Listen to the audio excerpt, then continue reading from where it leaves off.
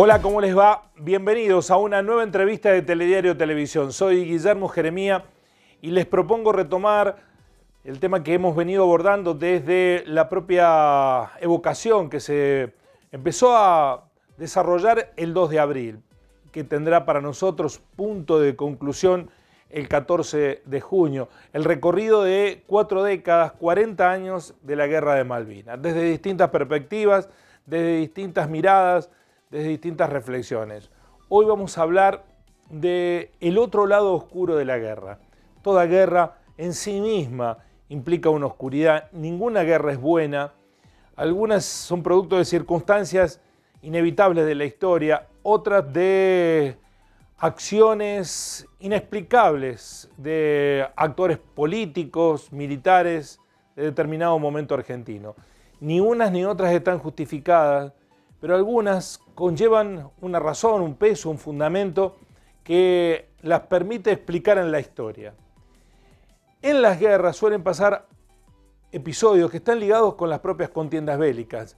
Al que nos vamos a referir ahora es el emergente de algo que es difícil de entender, pero que anida en una sociedad que todavía debe escribir la historia real de lo que sucedió en Malvinas. Voy a tomar contacto con Silvio Katz, que es un veterano de guerra que sigue luchando por sus circunstancias y esperando respuestas. Silvio, un gusto, ¿cómo le va? ¿Qué tal, Guillermo? Verdadero placer. Igualmente, Silvio, para nosotros decimos que la guerra siempre tiene un lado oscuro, aunque la de Malvinas tiene otro lado oscuro al que vamos a aludir. Cuéntenos brevemente qué recuerdo tiene de Malvinas a 40 años, en dónde estaba, en días como estos, haciendo qué cosa. Mirá, no es que recuerde con exactitud día, pero más o menos para esta altura de la guerra yo estaba en Gypsy Cove, en Elisa Cove, haciendo guardia. ¿Qué son esas siglas? ¿Qué significan esas siglas? Creo que es Cabo Gitano o algo así, o Cueva de Gitanos. Realmente mi inglés es muy indio, muy nativo de acá de Argentina, ¿no? Nada, haciendo guardia y esperando que los ingleses, según la logística militar argentina, desembarquen por ahí en vez de por el estrecho de San Carlos, que es donde decidieron entrar. Bueno, ¿era un joven soldado argentino? Claramente, de 19 años, estaba haciendo lo que se llamaba en esa época, Guillermo, la colimba o el servicio militar obligatorio. Estaba prestando servicio a mi país, según lo que decían los militares de la época, en el Regimiento 3 de Infantería de Tablada, que está en la provincia de Buenos Aires. Bueno, ¿y qué significó para usted, siendo tan jovencito, ir a la guerra en lo personal? ¿Cómo lo vivió desde el punto de vista emotivo? ¿Entusiasmo, adrenalina, ansiedad, angustia? Mirá, va más por el lado de la angustia. Para contextualizar un poco el tema, te cuento, soy hijo de un padre que se escapó del holocausto nazi. En 1940 mi papá llegó en un barco a sus 12 años, escapando de una guerra también terrible. Bueno, nada, solamente por ser judío, algo que se repite evidentemente en la historia de mi familia, ¿no? Murió cuando yo tenía tan solo 9 años, él con 44, muy joven, y la verdad es que no pude conservar en mí casi ningún recuerdo de él. Lo único que sí recuerdo es que era una persona que se mantenía en silencio, muy callada, que mi mamá había sufrido muchísimo por esa guerra que le tocó vivir a mi papá, o de escaparse de esa guerra. Y nada, mi sensación fue de angustia, de dolor, de mucho miedo. No sé, esa sensación de decir, pobre mi vieja, que va a volver a sufrir otra pérdida, ¿no? Porque qué cosa positiva se le puede sacar a una guerra si no muerte, desastre y horror. Así que mi sensación fue realmente de mucho miedo y angustia. ¿Esto lo reflexionó con el paso del tiempo, Silvio, o tenía conciencia en ese momento? Mitad y mitad. O sea, yo no pude festejar. Yo digo, siempre recuerdo en ese momento, el 2 de abril, cuando nos despiertan para decir que Argentina había ocupado nuevamente las islas. que había mucha euforia, mucho cántico, el que nos salta su iglesia y otras cosas. Y yo la verdad es que no podía festejar. No sé si tenía bien en claro el porqué, pero sí sabía que no podía festejar. Creo que la angustia se fue apoderando con el tiempo y la razón me fue entrando con los años, claramente. Uh-huh. Bueno, esa angustia se tradujo después en Malvinas, en la verificación de que la guerra fue una tortura. Claro, me hubiera gustado equivocarme. Yo siempre digo que escucho los relatos que pasan por la televisión el 2 de abril, llenos también de euforia, llenos de triunfalismo, donde se glorifica la guerra, y digo, pucha, cómo me hubiera gustado festejar así, cómo me hubiera gustado estar de ese lado del mostrador. Lamentablemente todo lo que pensé sucedió y todo lo que minimicé se maximizó, por decirlo de alguna manera.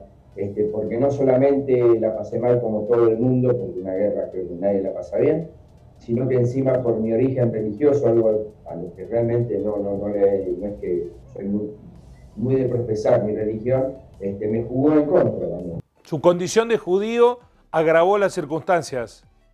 Sí, totalmente. Pero bueno, Guillermo, nada que no pasara acá en el continente. Digo que hay que recordar que nosotros no fuimos a la guerra con el ejército de San Martín, Belgrano, o sea, fuimos con los Videla, los Viola, los Altieri, la gente que ya apropiaba chicos acá, ya torturaba, ya mataba, ya desaparecía, porque no mataban, ellos desaparecían, decían, ¿no? Y creo que Malvinas cumple con el hito ese de continuar esa guerra antiterrorista, con terroristas de 19 años, en Malvinas. O sea, evidentemente éramos todos subversivos, terroristas, porque se buscó sacrificar sangre de 10.000 chicos de 19 años. Y su condición de descendiente de judíos, ¿qué implicó? Primero, en el servicio militar lo sintió como tal ya. Sí, sabés que en el servicio militar era muy fácil castigarme a mí y a otros judíos que ya habían el regimiento de Tablada. Por ejemplo, con solo el hecho de ser judío hacía que nosotros no salgamos los fines de semana, porque los fines de semana había que participar en la misa, y como nosotros no participamos en la misa, se nos castigaba una estupidez por contar, pues, nos daba un cepillo de dientes y había que limpiar los baños, o con el mismo cepillo de dientes limpiar las escaleras de una escalinata bastante larga que había desde la planta baja hasta la compañía donde dormían, solamente por el hecho de tener la condición religiosa. Conozco otros compañeros excombatientes veteranos que han ido a oficiar misa en Monaguillo con tal de no recibir el castigo. ¿Y cómo fueron esas situaciones en la guerra, ya en Malvinas? ¿Se profundizaron, se agravaron esos gestos discriminatorios? Sí, se nos fueron aún peores. Vos fijate que, bueno, por lo menos acá uno podía salir algún que otro día de Franco, tener comunicación. Al estar en una isla, aislados de lo que era el continente, tenían permiso para todo. Y lo noté desde las primeras semanitas nada más, o sea, no hubo que esperar mucho. Yo recuerdo a la persona que más me torturó, que empezó con el tormento psicológico, digo, que fue el que aún todavía perdura, el que aún duele, que queda ahondado en el corazón y en la mente de todos. La idea era hacerme quedar mal solamente por mi condición religiosa. Por ejemplo, acusándome de haber matado a Cristo. Yo siempre lo cuento porque es una anécdota que hoy resulta graciosa porque haría que yo tenga casi 2000 años de vida. ¿No? Sería increíble, ¿no?, que aún siga vivo. Nos acusaban de traicionar a la patria, de por qué vamos a pelear por Argentina si éramos judíos, desconociendo o conociendo, pero haciendo que los demás tomen partido vanamente porque como si el judío fuera de otro país. Y en realidad ser judío es una condición religiosa, no es una condición de país. Yo soy argentino y he ido a dar la vida por mi país, ¿no? Que es lo más preciado que uno tiene. Judío, imponer cualquier adjetivo calificativo negativo, en el caso ahora, pero bueno, eran todas las formas de llamar para que el otro dijera, bueno, debe tener razón, o sea, si perdemos es culpa de, parece que solamente los judíos éramos los que llevábamos el país a la guerra. ¿Cómo había tiempo para eso en la guerra? Digo, porque uno cree que en ese momento se está focalizado en otra cosa y no en esta. Sin embargo, estas miserias humanas salen a flote aún más marcadamente en la guerra. Sí, porque uno, yo digo, el hambrear a chicos de 19 años, ya no hablemos de mí solamente, ¿no? Ya es un plan maquiavélico. O sea, uno va preparado, yo creo que fueron preparados, tal cual lo hacían acá, para llevar el castigo nada más, ¿sí? O sea, creo que poco importó ganar la guerra o perder la guerra, el tema era ganar ellos como poder volver a silenciar toda una juventud y un país, ¿no? Porque cuando le sacás la sangre joven a un país, lo único que haces es perjudicar al mismo país. Creo que los intereses políticos y económicos de ellos eran mucho más perversos de lo que uno imaginaba, iban más allá de lo que uno podría creer, y lamentablemente a mí me tocó ser parte de esa carne triturada, ¿no? Y pasar por esa situación. Silvio, usted recién dijo que recuerda quién empezó con la secuencia de humillaciones. ¿Lo recuerda con nombre y apellido? Sí, lo recuerdo, o sea, son cosas que jamás voy a olvidar. En ese momento era subteniente, Eduardo Sergio Flores Ardoino. Hoy tengo que decir que lamentablemente hace unos 15, 16 días falleció, y digo lamentablemente porque yo siempre vengo, gracias a Dios, hace muchos años dando charlas donde puedo exponer mi verdad, y siempre dije que yo es como que puse un bar y este señor tenía que pagar antes de irse, y lamentablemente se fue sin pagar. Yo hoy me encuentro como vacío de justicia, muy dolorido, porque la verdad es que no me causa gracia que el que torturó se haya ido, porque ha pasado por muchos, se han ido. Esta era una persona joven, o sea que todavía tenía tiempo para pagar lo que hizo, todavía tenía tiempo para dar la cara y explicar por qué lo hizo, aunque sea. Yo hace 15 años que vengo dando la cara, pidiendo justicia, pidiendo explicaciones, bueno, y ahora lamentablemente difícilmente la tengo. Bueno, ¿seguía como militar activo o estaba retirado? No, se retiró porque a la vuelta, yo digo, por ejemplo, esto de la maquinaria que tienen ellos, o sea, se lo castigó con 3 días por su mal accionar en la guerra. O sea, creo que con 3 días le dijeron con esto que te sirva como lección. Para él fue muy duro que le den 3 días de castigo y abandonó la fuerza al poco tiempo. ¿Y el mal accionar a qué refería? ¿Que habían perdido la guerra o a que esas actitudes que tuvo con usted y otros habían sido individualizadas? En realidad se llevó ese secreto a la tumba, porque no hubo una desclasificación en tal sentido. No sé bien todavía, sé que se va a saber en algún momento cuál fue el motivo del castigo que le dieron, pero bueno, fue a la vuelta de la isla, así que yo calculo que por su mal accionar. ¿Se encontró con él en alguna oportunidad? ¿Buscó hacerlo? Mirá, no busqué hacerlo, sí tuve información siempre de dónde estaba, porque hubo mucha gente que hasta que me ofrecía la posibilidad de escracharlo, de ir a buscarlo. Soy de la gente que cree que la venganza no sirve, no es mi ideal de vida, no es el mensaje que quiero dejar ni el legado a mis hijos. Busqué todo el tiempo por el lado de la justicia. Lamentablemente, bueno, no la puedo obtener, pero no me arrepiento. Ir a buscarlo y confrontarlo no me hubiera hecho ni más ni menos, y sigo pensando que todavía puedo seguir peleando para los que no pueden hablar o los que no tuvieron justicia la tengan. ¿Era el único que sufría ese tipo de vejámenes descalificatorios, digo, insultos, judío y el adjetivo descalificativo? ¿Era el único o había otros que también? No, era algo general, por eso hablo siempre del texto planificado. O sea, el que era de piel oscura era torturado por ser negro, el que era no hábil para la vida militar era porque era bobo. El tema fue que cuando ya se acabó el tema de la tortura psicológica, no que se acabó, sino que ya no hacía tanta mella, cuando ya se había logrado que el negro, el judío y el bobo sean enemigos de los demás, se empezó con la tortura física. Creo que eso fue todavía peor, aún peor. ¿Traducida en qué, Silvio, la tortura física? Porque ustedes tenían funciones que cumplir en las vigilias del combate, supongo yo, o en la estrategia defensiva que se había establecido. ¿En qué se traducía esa tortura física? Claro que justamente si había algo que no existía era la planificación y la vigilia y el esperar a ver qué pasaba. Por lo menos en el ejército, no como en la Fuerza Aérea Marina, porque no estuve, no participé, pero ¿en qué se traducía? Y, por ejemplo, cuando uno tenía hambre, porque también nos hambrearon, En 70 días yo bajé 22 kilos, ¿sí? A tal punto que volví, mi mamá no me conoció cuando fue a visitar al hospital. Se traducía en castigos físicos, en el estaqueamiento, el ampliamiento, en el congelamiento, porque se nos ponía, otra vez voy a tener que contextualizar para no quedar fuera de foco, Malvinas en abril del 82, aparte de que llovió 300 días en un año, era una zona donde, aparte del suelo patagónico, que no creciera un árbol, que no había donde guarecerse, esa lluvia había entre 15 y 20 grados bajo cero. Cuando se congelaba el agua durante la noche, a la mañana nos hacían romper esa capa de agua y nos hacían poner manos, cabeza, pierna, todo en el agua.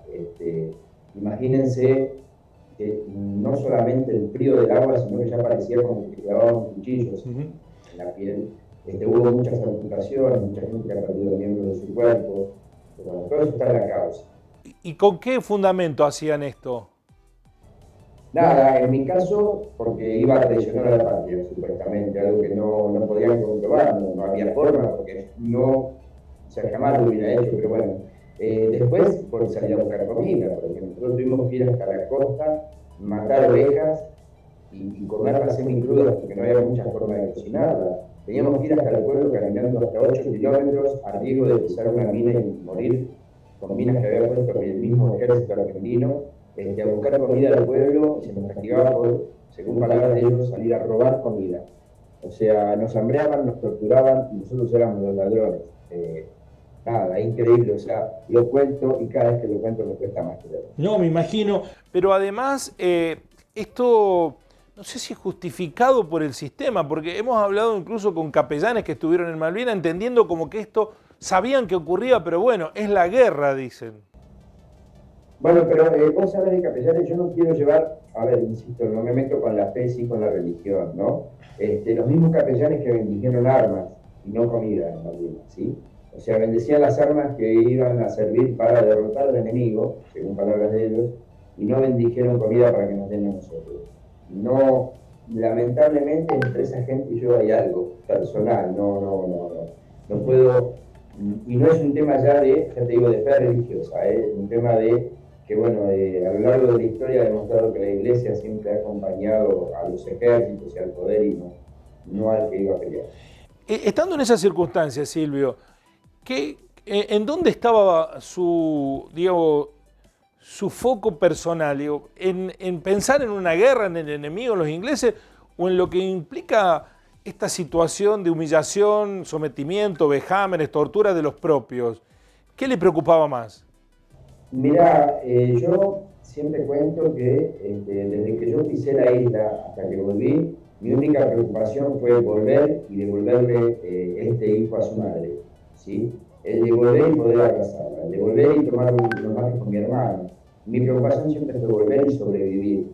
Después fue todo accesorio, o sea, la tortura hizo que fuera un escollo más.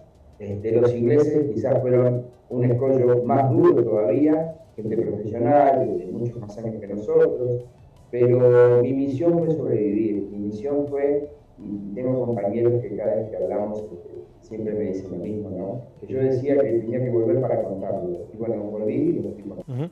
Ahora, Silvio, ¿usted recibió solidaridad de sus pares en ese momento? Porque hemos entrevistado a muchos veteranos de guerra y hay una especie de negacionismo respecto a estos episodios. Mirá, Guillermo, yo te puedo decir que en un 90% recibí solidaridad, apoyo, abrazo en su momento, la contención después de haber sido torturado, pero hubo un 10% que prefería estar de acuerdo con la gente que torturaba, los que compraban ese discurso y de los que realmente me tenía que cuidar, porque a la hora de entrar en combate iba a ser yo mirado como el traidor, como el que podía llegar a matarlos a ellos, no sé cuál era la idea que se había metido en la cabeza. Pero realmente creo que en un 90% hubo solidaridad, hubo apoyo, y el negacionismo, bueno, sigue gente aún hoy, después de 40 años del hecho, digo, más triste que tuvo este país en las últimas décadas. Aún hay gente que sigue vistiéndose de verde, glorificando la guerra, siguen cantando que van a volver, que nos salta su inglés. Parece que hubieran quedado en esos 19 años, que no entienden que tenemos 60, que el único arma que tenemos y que tendríamos que haber utilizado también en ese momento es nuestro conocimiento, nuestro estudio, nuestro poder, nuestra palabra, el debate. Siguen glorificando la guerra en nombre de ese negacionismo que vos decís. Tienen miedo a dejar de ser héroes, una palabra que a mí me queda demasiado grande, no me interesa ser héroe más que 25. Y bueno, nada, mi lucha, y como vos bien decías, yo sigo sintiéndome un combatiente, porque no soy más que un veterano, soy un combatiente, porque trato de combatir contra el olvido para que no vuelva a suceder. No puede Argentina entrar en ese estado de locura que hoy se escucha en algunos diputados o senadores que piden que vuelva a la servicio militar. Nada que tenga que ver con tener un arma en la mano me parece que lleva a alguna solución. Esto que usted mencionaba de la conducta negacionista, ¿lo hizo alejarse de las agrupaciones de veteranos? Sí, yo quise participar al principio, y es más, participé, y realmente me di cuenta que no era mi lugar. Yo no puedo glorificar una guerra. Fui buscando lugares hasta que, bueno, encontré un centro de veteranos en el cual participo desde afuera, como digo yo, colaboro y me ayudan a mí con el tema de la causa, pero bueno, es un centro de veteranos que no admite militares en su centro, con los cuales yo tendría choques. Lamentablemente mi historia con los militares es malísima. Entonces, bueno, puedo colaborar desde afuera, pero participar de un centro de veteranos sería de nuevo glorificar la guerra, enaltecer valores que no son los míos, que no los discuto, porque cada uno tiene derecho a opinar lo que quiera y a sentir lo que quiera, pero no son los míos. ¿Cuál fue el momento extremo suyo hace 40 años en Malvinas, ese punto crítico en donde, bueno, uno debe encontrarse frente a lo peor que le pasa en la vida? Mirá, creo que el momento crítico fue cuando nos llevaron para Monte London los últimos 2 días a acercarnos al lugar de combate, porque bueno, había bajas y había que suplir las bajas, porque cuando nos empezaron a llevar para que lleváramos armamento, para que lleváramos municiones, sentí que era el fin, sentí que se terminaba todo, que lamentablemente lo que yo pensaba de que iba a volver y contar y abrazar a mi vieja no se iba a dar. Creo que psicológicamente un corto, quedé tratando de sobrevivir, creo que era un mes ya. Olvidé hasta algunas cosas porque realmente mi mente me obligó a olvidar para sufrir más menos. ¿Y cómo fue la posguerra, Silvio, para usted? Y la posguerra aún hoy sigue siendo peor que la guerra misma, porque aparte de tener que seguir peleando contra el olvido, hay que seguir luchando contra la Corte Suprema, que primero determinó que eran crímenes de guerra, que los crímenes de guerra son para eleccionar el soldado, según ellos. No comparto, y se niegan a mover el expediente donde nosotros estamos pidiendo que se declare delito de lesa humanidad. Creo que la posguerra es durísima, que la sociedad tardó 10 años en entender un montón de cosas. De hecho, desde el año 82 hasta el 92 no éramos nada, porque no existía ni siquiera el ser veterano de guerra, ¿sí? Al principio éramos los loquitos de la guerra, los chicos de la guerra. Fue muy, muy duro. Tuvimos que esperar 10 años para ser declarados veteranos de guerra y otros 10, 11 para recibir una pensión digna, una obra social. Fue siempre seguir combatiendo contra el olvido, contra la gente que nos culpara de la derrota. Creo que aún hoy, todavía 40 años, que no se abran las causas, que no se deje juzgar a las personas que torturaron gente, que hicieron tanto mal, sigue siendo un dolor y una espina clavada que, bueno, nada, espero que en algún momento se termine. Y para finalizar, y en esta semana tan particular que estamos transitando, con tantos contenido patrio, ¿el sentido de patria le cambió después de participar de la guerra de Malvinas, Silvio? Totalmente. Mirá, yo siempre me remito a una canción de Charly García de antes de entrar yo al servicio militar, que se llamaba Botas Locas, que decía que si ellos son la patria, yo soy extranjero, ¿sí? Mi patria es otra, mi patria es la del estudio, la del trabajo, la de la crianza de los hijos, la de los valores. Mi patria no es la guerra, mi patria no es Galtieri, y mi patria jamás va a ser tener un enemigo con un arma mediante. Mi enemigo tiene que discutir conmigo ideas, llegar a un punto, o no, o cada uno seguir pensando lo suyo. Pero a mis enemigos no los enfrento con nada. ¿Y ha vuelto a Malvinas? Sí, he vuelto 2 veces, Guillermo. Tuve la suerte, y digo que si puedo hablar desde este lado, quizás por el primer viaje que tuve después de la guerra, que fue en el 2001, que yo siempre cuento que, así como los veteranos siempre dicen que los verdaderos héroes son los que quedaron en las islas, yo creo que todos quedamos en las islas. Nadie volvió, y el que volvió tuvo que reinventarse, pelear, para tratar de ser el que es ahora, ¿no? Pero bueno, en el 2001, en el viaje que tuve la suerte de ir, mi señora volvió embarazada de mi primer hijo. Entonces yo digo que en Malvinas me quitó al Silvio 19 años, pero me dio al Agustín, que es uno de mis mayores orgullos junto con mi otro hijo. Bueno, qué linda historia esa, ¿no? Parece una especie de compensación del destino. Yo creo que la vida me dio una segunda oportunidad y Malvinas, como me había trazado ya con una de las mayores desgracias de mi vida, me dio la oportunidad de empezar a reinventarme desde ahí. Silvio, ojalá que encuentre justicia, ¿no? Que es lo que resta en tantos aspectos de nuestra vida ciudadana en la República Argentina. El Poder Judicial está en deuda y con ustedes también. Mil gracias, Guillermo. Bueno, ojalá se haga justicia, y no solo en Malvinas, sino en todo. Yo digo que